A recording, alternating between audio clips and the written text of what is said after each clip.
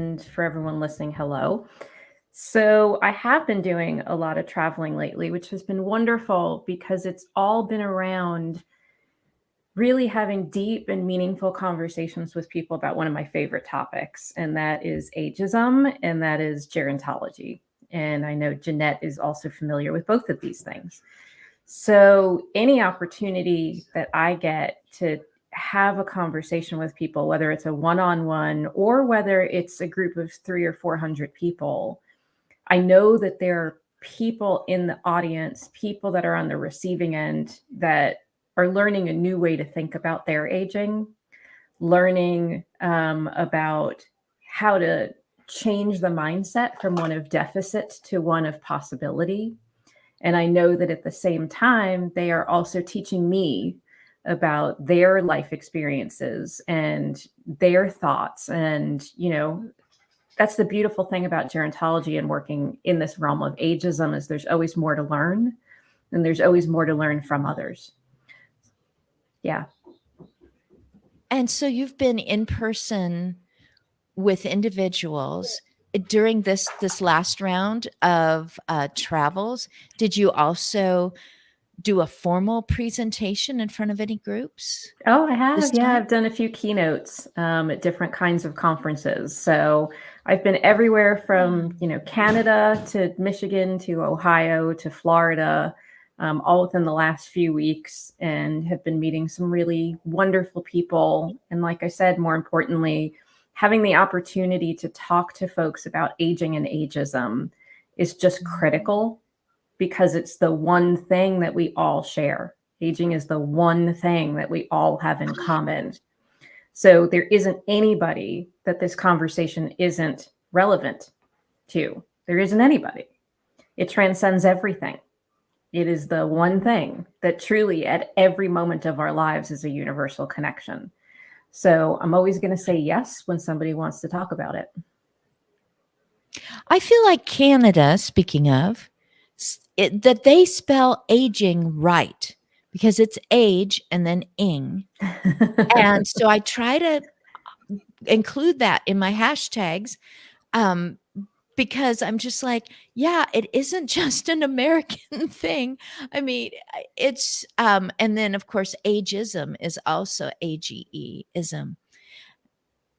I got excited about aging when my neighbor hired me to do something I had really never heard of, to be a professional, a hired caregiver who has training, who has a scheduler and a nurse that's available for those maybe medical and pharmacy questions, and everything's kind of prepped ahead of time. The people that I served were challenged by aspects that are usually associated with having used this body for a long time, but they were also prepared to be open to someone coming into their lives. And I have to tell you, I never went and bought scrubs to wear. I went in with, I guess, my regular clothes, tried to kind of dress to the personalities of the people that I was with, because when we would go out, whether it was just for a walk in the neighborhood, grocery shopping, or to an appointment, pick up something, I guess I just didn't want to draw attention to the fact that this person needs help. That was just my personality. No one required me to buy scrubs to wear, and some people really preferred it, and I just didn't care. They're like, oh my goodness, you're going to get yourself messy, maybe in some of the assisting that I was doing. And I was like, I just I think it was the influence of a friend that I'd had for 35 years who referred to herself as a businesswoman when she was in her 90s in the present tense. You know that I'm a businesswoman. I can help you with some of the things, and I just went, She said, I am, instead of, well, I used to be. Once upon a time, back in the, and I thought that's one of those things like people who've been in the Marines. I am a Marine. It doesn't matter how long they have not been in active duty or reporting in or receiving orders. I am a Marine. It's who I am. She is a businesswoman. And I love it because I got to go to her 100th birthday, and she's still, asking me present time questions. Now, I just said a word I don't like to use, and that is the word still. Oh, are you still driving? I try to couch words about myself and others in terms of, will you be driving yourself or are you traveling with someone, rather than, oh, are you still driving? Because my experience, I'm just bearing my soul to you, Tracy. Here is my experience. We did not have children on our own. We adopted children, and I would say constantly, we adopted children late in life. I was comparing myself to other people. The statement was made to me when we picked up our final child, and I was 42 and a half. The statement was made to me by a person that didn't couch their words very carefully. Do you know how old you're going to be when that baby's graduating from high school? And I would apologize to people. I would feel like, boy, I really crossed a line. I did the wrong thing because I adopted someone at age 42 and a half who was a brand new 1 week old infant. And that was my first realization that, you know what? I am putting myself down because I am loving my children and showing up for their games and going to their graduation. Why am I putting myself down? Because compared to the majority of people in the crowd of parents at that graduation, I have a number that is at, let's see, is this right on the on the screen, at the farther end of the number line? And I think that that's when I realized that ageism is like comparing. It's like, are you as good as, are you as young as, are you, so that was the first time that I started to recognize that I don't know what to call it.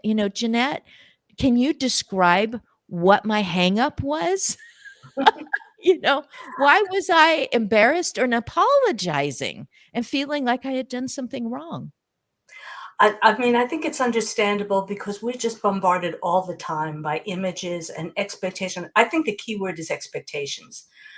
I think when we are aware of what our social expectations are of us at particular ages, and we defy those for whatever reason, when we don't fit the mold, then there's this tension there. Like, well, why aren't you following the rules? Why aren't you doing this at this age? And why aren't you doing that at that age?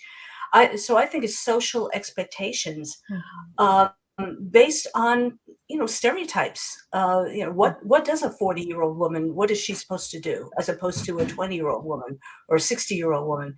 So I think that to me would be the deeper cause of feeling that discomfort about not fitting the mold. My personal feeling is that once you're into adulthood, there's no such thing as age appropriateness. As long as you're not hurting yourself or someone else, you can do whatever you want. If I want to dye my hair purple, if I want to get a tattoo, if I want to wear a mini skirt, that's my choice. But we need to get away from these kinds of limiting categories. I think we try to categorize people out of a sheer desire for comfort. the human mind, we're hardwired to be able to categorize, to make sense of the world around us. We put things into categories and we compare things, and we see the differences and we see the similarities. So we're just being human that way. But I think with ageism, the more we make other people aware that this can be counterproductive when we start expecting other people to do certain things that may not, shouldn't apply. And as Tracy can equally speak to, we get more different the older we get. We become more different from one another. So it's harder to categorize us. And yet that's the overwhelming situation we find ourselves in, because we're called the elderly. And that's a category. And it's a totally false category. So that's what I would say. It's expectations. Expectations. Do you concur, Tracy? Oh, yeah, Jeanette, that was a beautiful response. I concur with everything. And, Did good. Jeanette, as you're talking, it's like, yeah, what does it mean to dress for your age? What does that mean? There is no dressing for your age. What does it mean? One of my big hangups is to be successful, to be a successful aging. Well, how do you define success? That's different for each person. And you're right. Our paths continue to diverge as we get older because of our unique identities, because of our unique life experiences. We all, take all of that and create a future that's very different from our next door neighbor, from our friends. We become more individually us. So those markers of what we are supposed to achieve, and I love the social expectation concept, Jeanette, that's exactly right, doesn't make sense. It's not like you can compare it to development when you're, 6 months old or a year old and you have definite developmental expectations and milestones. Older age is just the opposite. So, when we couch it that way, I think we're setting people up for disappointment and failure when we close the door to all possible iterations of ourself. Wow. Yeah. So it's really leaning into the complexity of aging. It's really leaning into those awareness of the social expectations in order to knock those down. And then we don't have words like still in our vocabulary because that won't be relevant. Age is rarely a good marker of anything. And I think that's one of the things that we really need to talk about more. Age doesn't tell you a whole lot that is meaningful about anyone. It tells you how long you've been on the planet. That's it. Doesn't tell you about your health, doesn't tell you about your longevity, doesn't tell you about your interests, doesn't tell you about your preferences, none of it. But we tend to default because, as Jeanette said, it's easy, it's frankly lazy, but it's a way that our brains can just automatically categorize someone, and therefore we don't have to think critically. Wow. I just, even some sentences, I will just go, nope, backspace, and go, and this is really I appreciate the door image, that it's kind of that societal expectations, stereotypical, that word typical, typically someone your age should be Right. sitting more. Right. What is typical? And then you actually take in true information going, actually the opposite should be happening. You should not, oh man, here I go. I'm saying should. It would benefit me. It does benefit me to live in an apartment and have a dog because it gets me up and going. It gets me breathing. It gets me meeting people. And I'm like, yes. And it's passive. I'm not beating myself going, why aren't you? It's more that I've just given myself a really good reason to get up and down and keep everything flowing, including my interest in other people and that diversity that you were talking about. So what you gave me was a tree, like a tree trunk. So typically a 9-year-old is going to school during the school year, wherever school happens.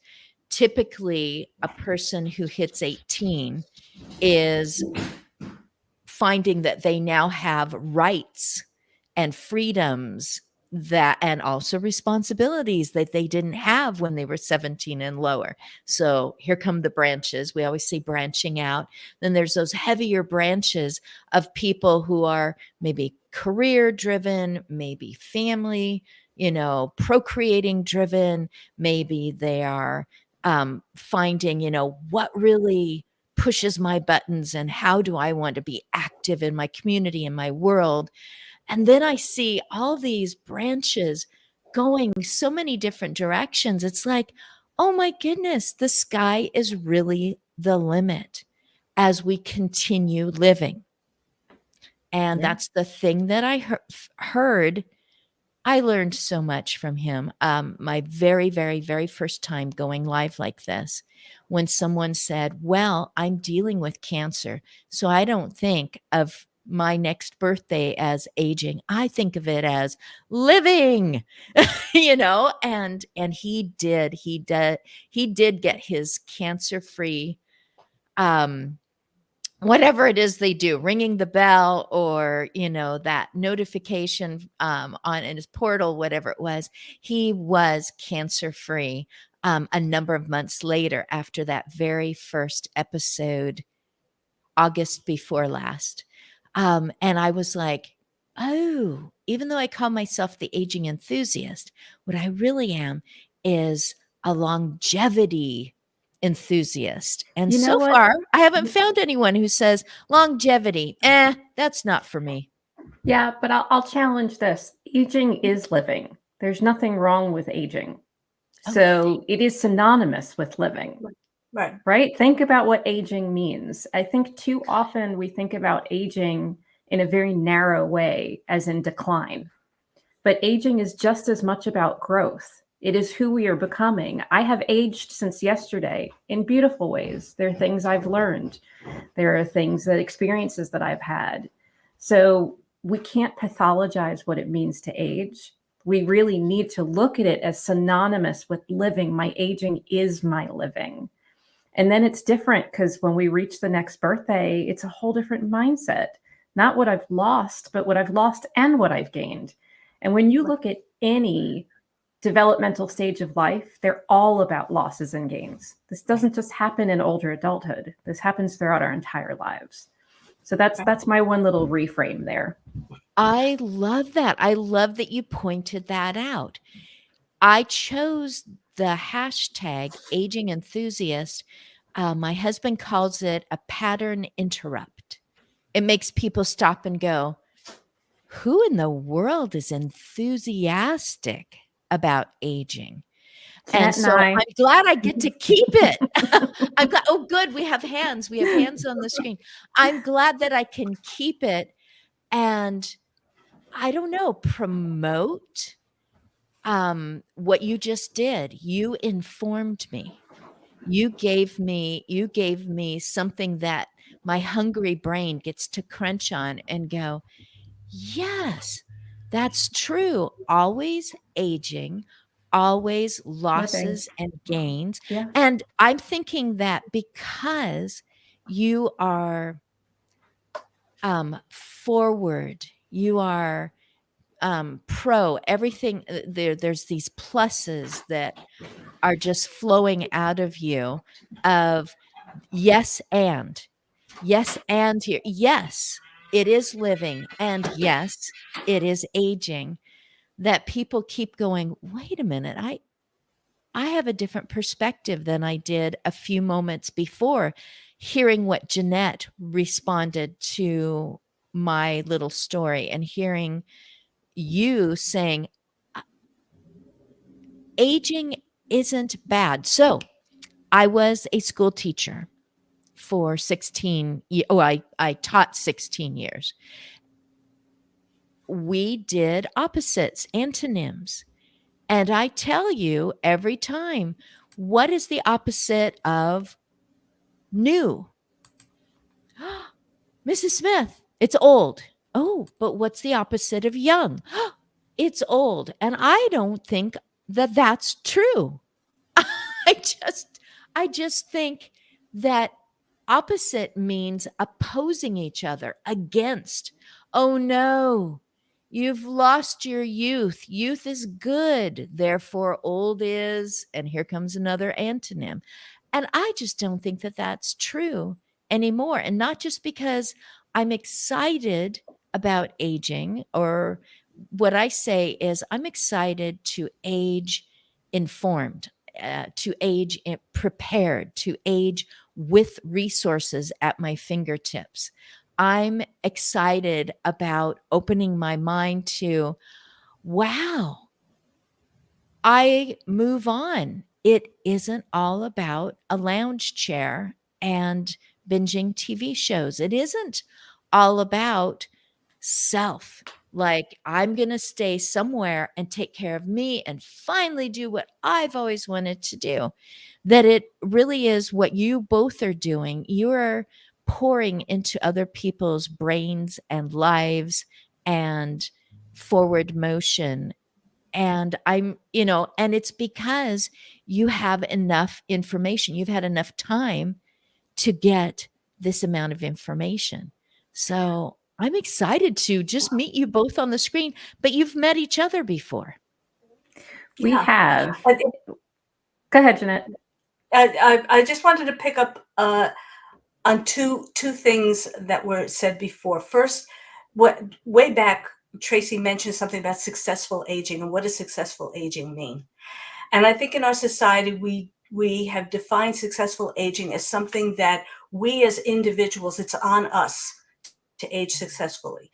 So we need to exercise right, eat the right foods, stay engaged, do crossword puzzles, whatever people expect, think that we should be able to do. We need to save for our retirement, and that's true. But I think it's only half the picture.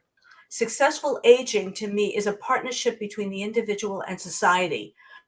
We do our job, we try to do our job, but there are a lot of social factors that influence how we age. From the moment of birth, there are social factors. I was born female, and basically throughout life, I may earn less than a male does. So my social security might be less. If you are a minority, you're a person of color, in our society, that places immediate obstacles in your path a lot of times. You may have missed opportunities for education, for housing, for various other things. So it's not just us doing things for ourselves. Society has to be constructed in such a way that allows us to age in the ways we want to age. So that's something I think to keep in mind when I hear the phrase successful aging. That just pings in my brain saying, okay, wait a second. We've got this wrong. If we're only going to talk about the individual, we have to talk about society too. And then the thing that you just said, Kristen, just now, yes, and actually, I wrote a blog post about the fact that years ago, I watched at a conference on aging, I saw an intergenerational comic improvisation group. And the basis of improvisation is the idea of yes, and. Somebody tells you something that's outrageous, and instead of saying, no, that's not true, because then that stops the scene right there, you take that and you do something with it. So it's yes, and. So what I say is, what is your and? Yes, the yes part is the realities that we may think about our aging. Yes, I get up in the morning and I have aches and pains, and not but. And it's not either or. Either you're young or you're old. Either you're in good shape or you're falling apart. It's the and part of life.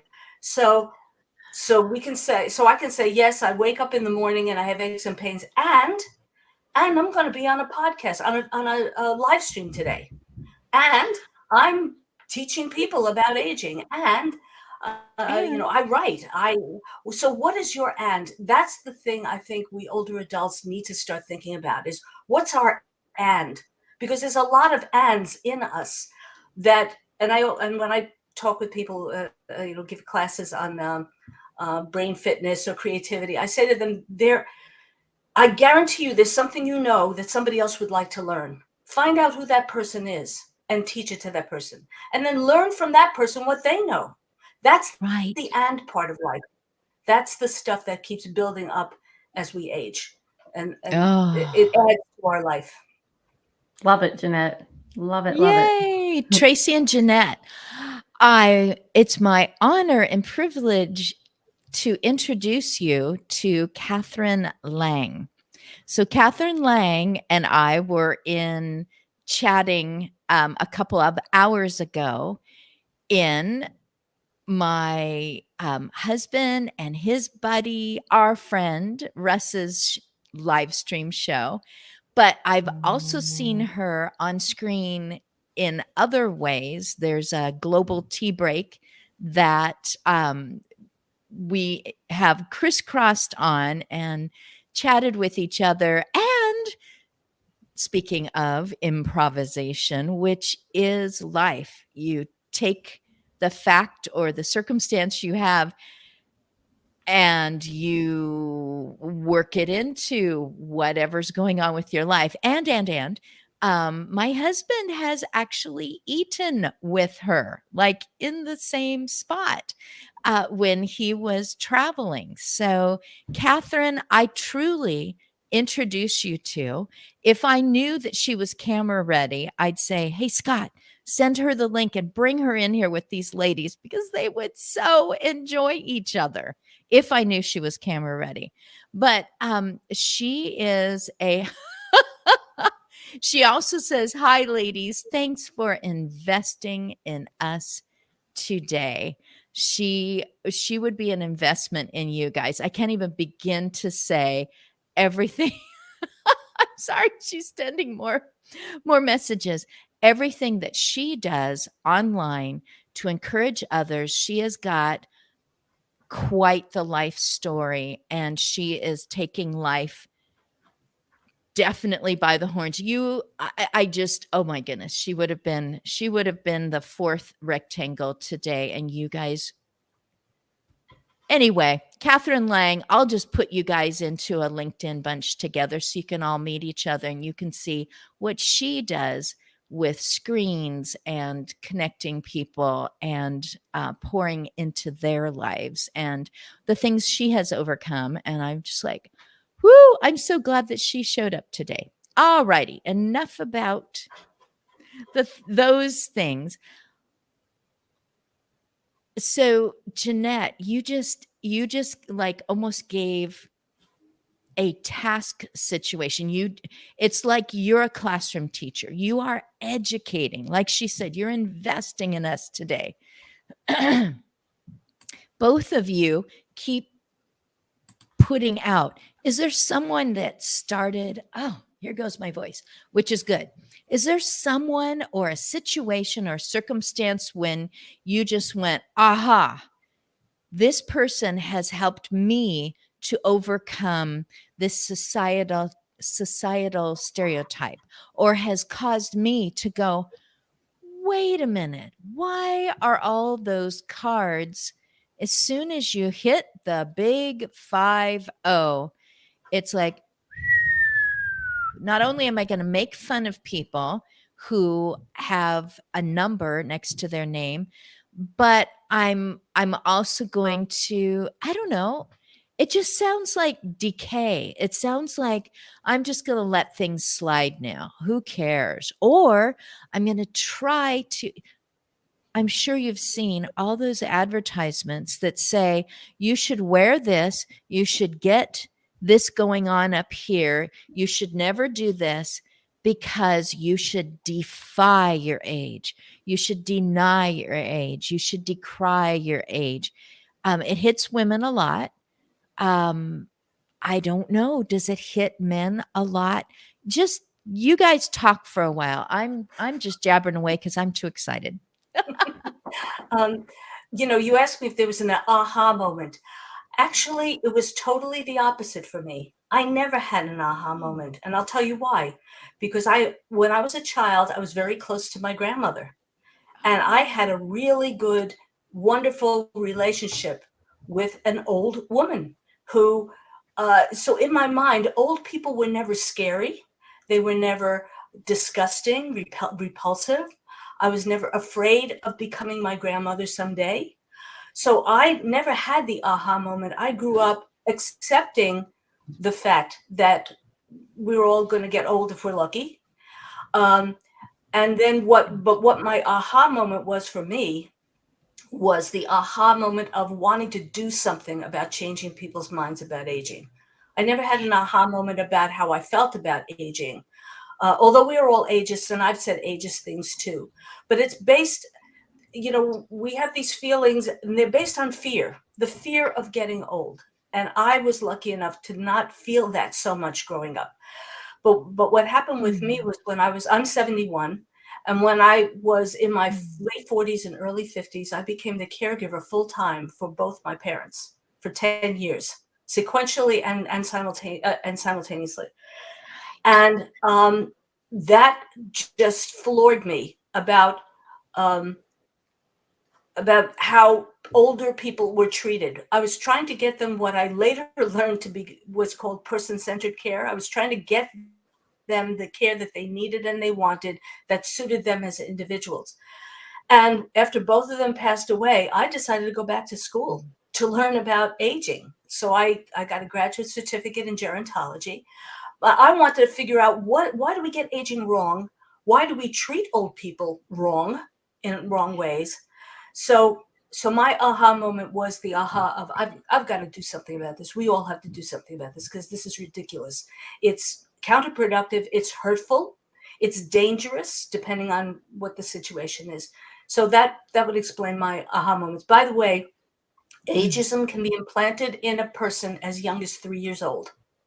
Children can absorb the messages that they get from hearing their parents talk about aging, or maybe how their parents talk about their parents, or all the commercials they see on TV. We're made fun of. We're clueless. We're funny. We're tech averse. We don't know how to handle technology. So that starts at the age of can start at the age of 3. So that's what we need to be doing, is getting this message out as young as possible, starting to get kids more in touch with older people if they themselves don't have that kind of close positive relationship I had. A lot of times kids grow up without either being very distant from their grandparents or not having contact with grandparents or having bad relationships with grandparents or other old people. So intergenerationalism to me is the key to solving the ageism problem in the future. We've got to do it now. So that would be my answer to your question. There's something else that needs to change. As a kindergarten teacher, I was influenced, by others on staff to celebrate our 100th day of kindergarten. Part of that celebration, which I loved, it's like bring 100 Cheerios, bring 100 this or that, just all these sharing and counting. I loved it. But it's very curious that also for art, it was a tradition to draw a big oval, put in your eye color, your eye color, a nose, a mouth, and then being given instructions.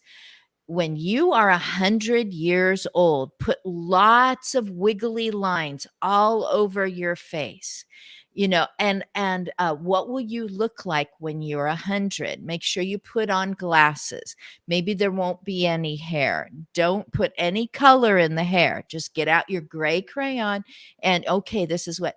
And it was just accepted, of course.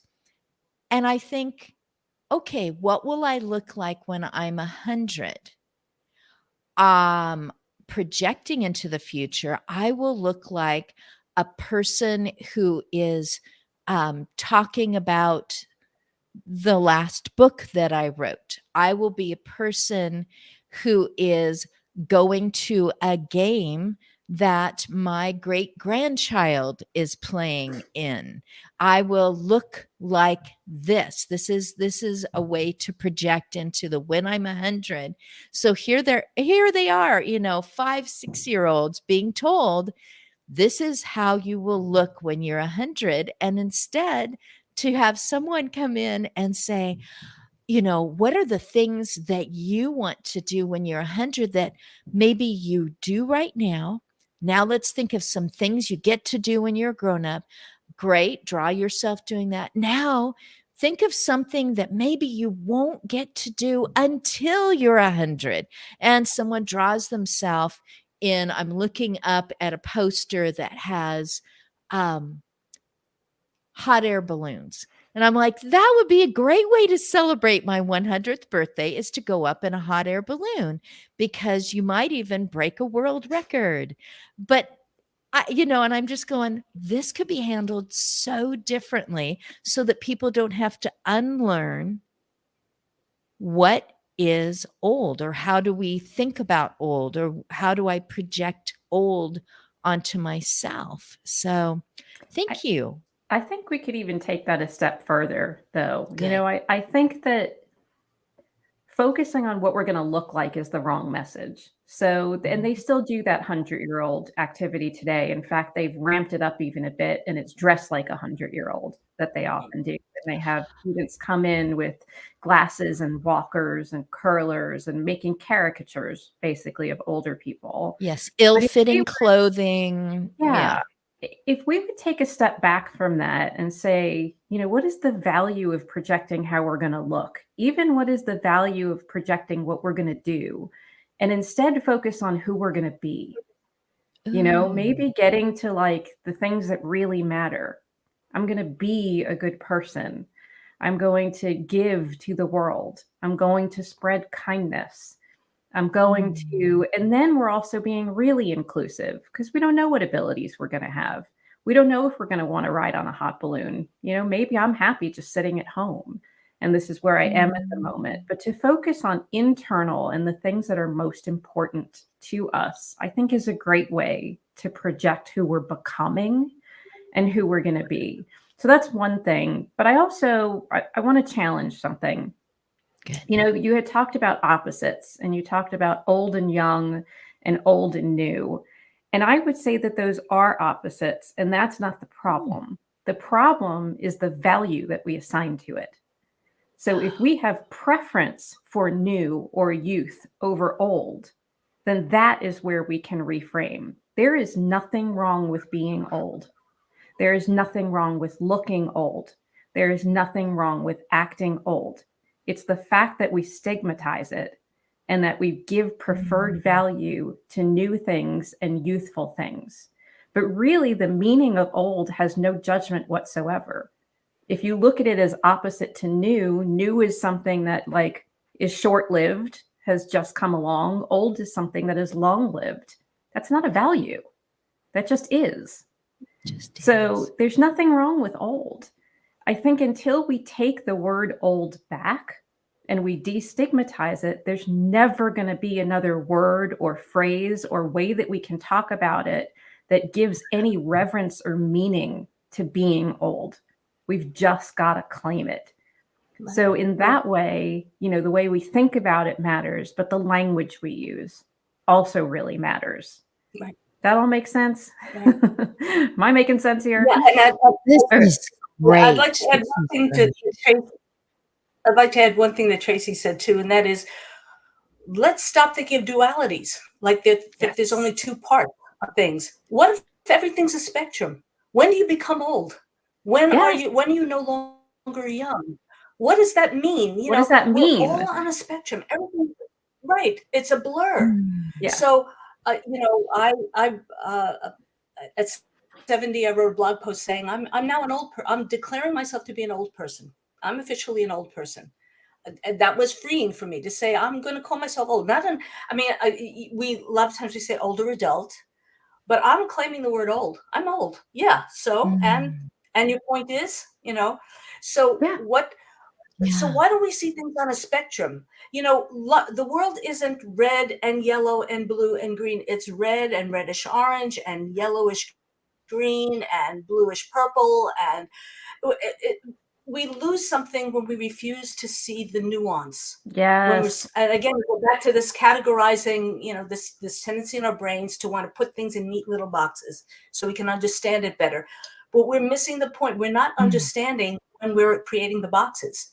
We are denying ourselves full understanding if we say, all right, red is red, and that's all there is. It's like, no, there's cerise and there's rose and there's you know, so that's so that can help us when we talk about young versus old. There's no, first of all, we got to get rid of the versus, but also to see Mm. that everything changes gradually. A tree grows gradually. It starts out as a twig, a shrub, and it becomes a tree. It doesn't, you're not Mm. a twig and then you're a full blown elm.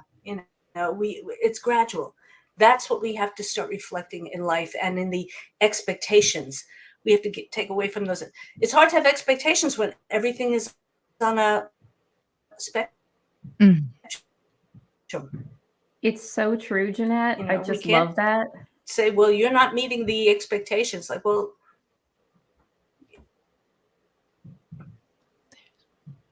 it gets harder, and it should.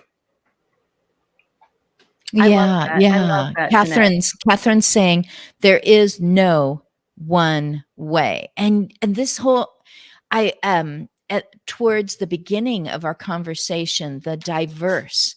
It's like a privilege in life to become more diverse. I'm becoming more diverse in this hour. There's another gentleman that I finally got to meet in person. Jeanette, there is a really good possibility that you will meet him in person if you haven't already. And I can see his face. Oh my goodness. Why can I not say his name right now? Roger Anionson. And And oh he's, yeah, I know Roger. I know oh, Roger. of course. Wonderful. And when he was on the screen, he said, Christine, you should actually be paying us right now for being on the screen talking to you because we're really improving your brain health right now, having you listen to us, respond to us, talk about, for me, staying on topic is really an effort. I want to follow all the rabbits. And I'm just laughing. So when I finally did meet him, I did give him my book, which I call Pre-Act Your Age. So when I say that to you, when I say the 3 words, act your age, did you ever hear that in your life? Is someone telling Yeah, someone to act their age? yeah, What yeah. was And the rest of the phrase? Act your I don't. age, not your. I said it to a group. I met a group in our community. It was Chamber of Commerce. And some people said, act your age, not your shoe size. Some of the people said, act your age, not your IQ.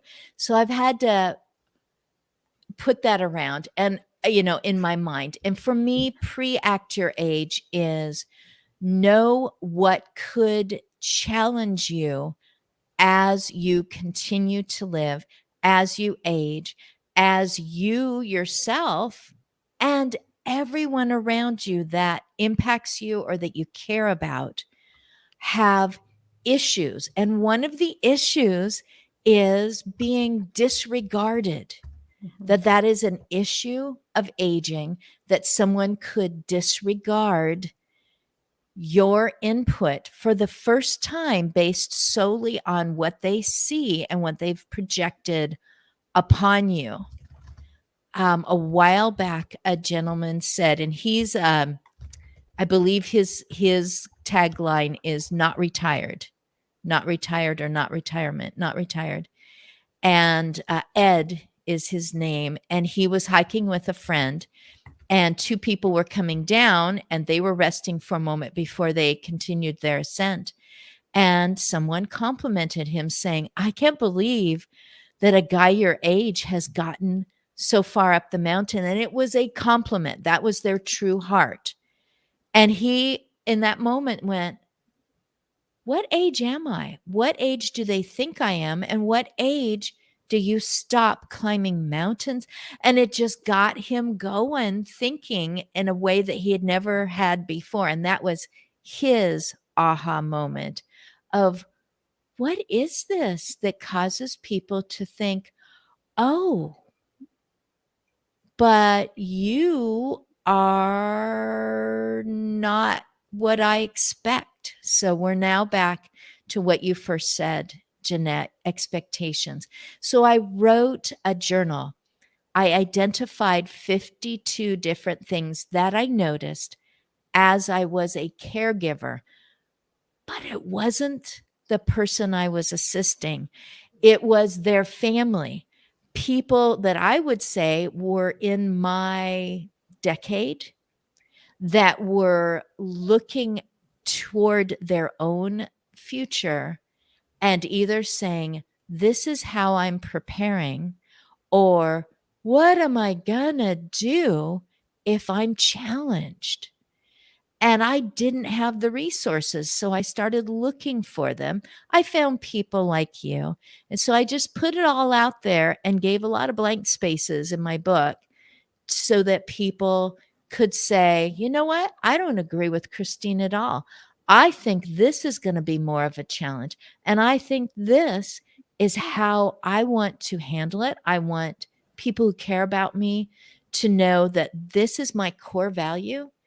This is what will be important to me."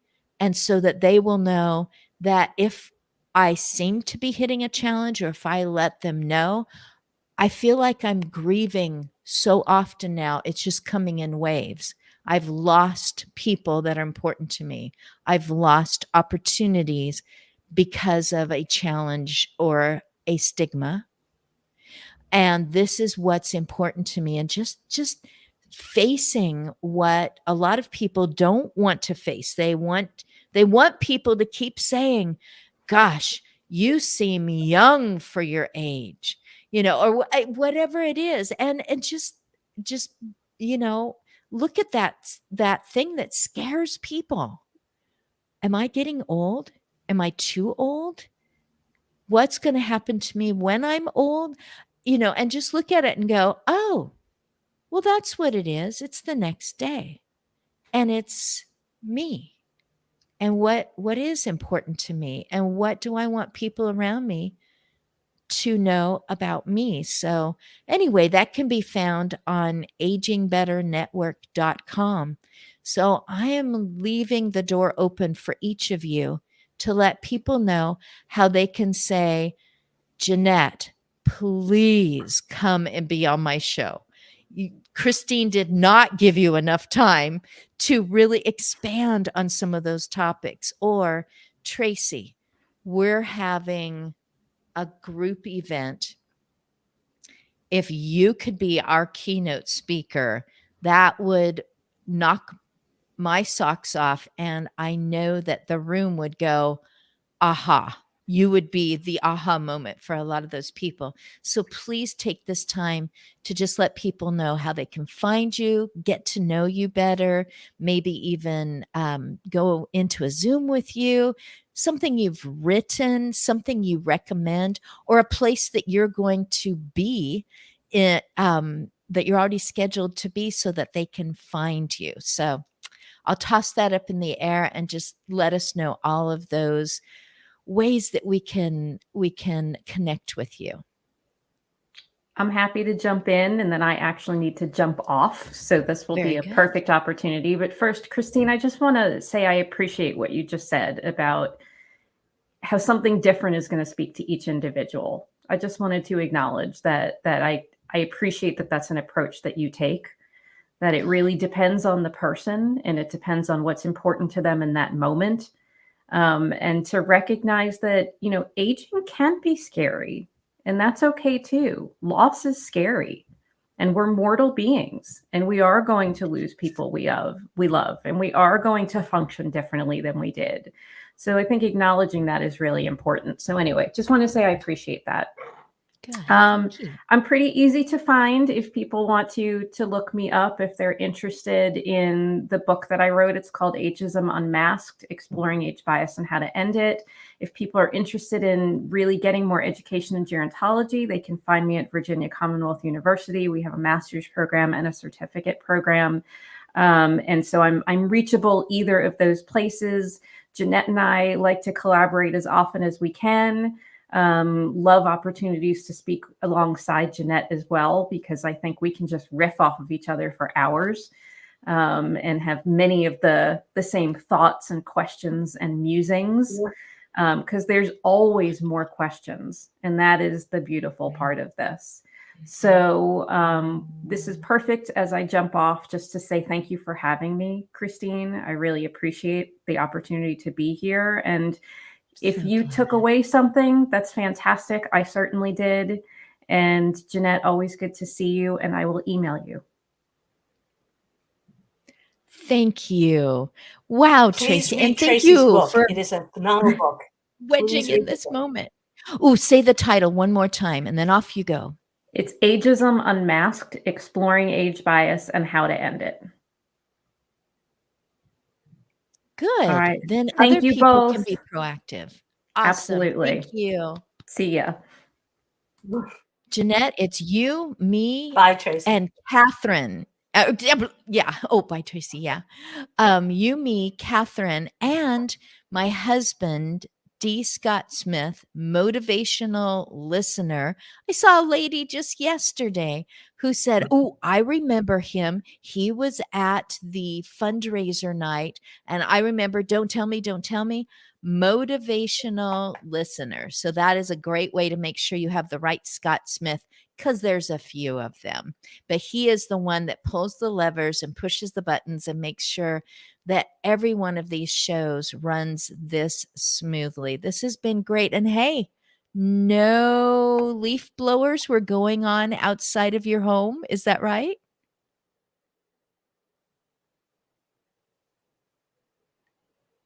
Yay. So, Jeanette, go ahead and let people know how they will want to get a hold of you. And apparently, you guys make a great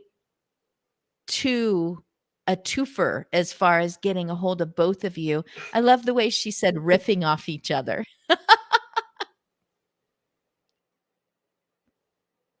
Jeanette, can you tell us how to get a hold of you? Yeah. Tracy, if you ever get a chance, if your group can hire her, whatever. She is an amazing speaker. Well enough about ageism unmasked. It's just an amazing book. So a must read if you want to understand what ageism is about. You can find me. I have a website. It's JeanetteLiardi.com. So you see my name spelled on the screen. It's just, but put my no space in between the words, JeanetteLiardi.com. I have a blog on that website called Ageful Living, and I blog about aging issues. I'm on LinkedIn, and I'm on Twitter X, whatever it's called now. So you could find me there. Just type in my name in the search bar, and you will find my profiles on both places. And you can email me on my website. When you go to my website, you could just email me at JeanetteLiardi.com if you have any questions. Or I give presentations also, and I speak and all of that. So that's how people can get in touch with me. And I love answering questions. I love being challenged. I love expanding my knowledge. I always learn too when I give presentations. I always learn from the people that I talk with. So, well, you have proved that today, that you love answering questions. I prefer to be the host rather than the person being brought in.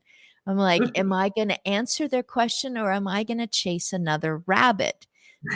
Because I tend to work in word pictures in my mind. So I see a tree, I see a door.